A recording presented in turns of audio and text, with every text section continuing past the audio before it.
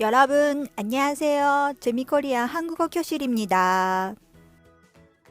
皆さん、韓国語の勉強、楽しく頑張っていますか？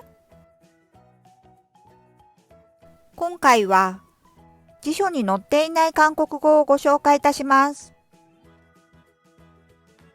今回ご紹介する言葉は、생선です。さて皆さん、これ、何という意味か知っていますか？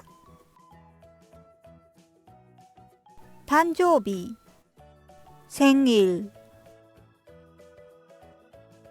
プレゼント、선물の頭の文字を取った言葉です。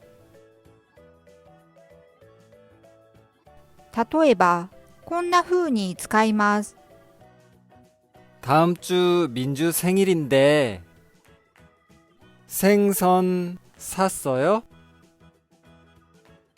아니요, 아직이에요. では皆さん、3回続けて言ってみましょう。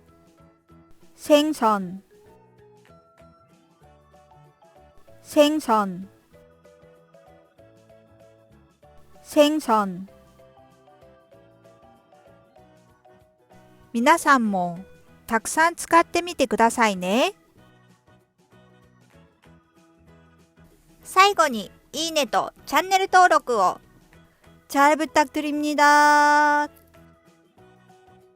재미코리아韓国語教室でした。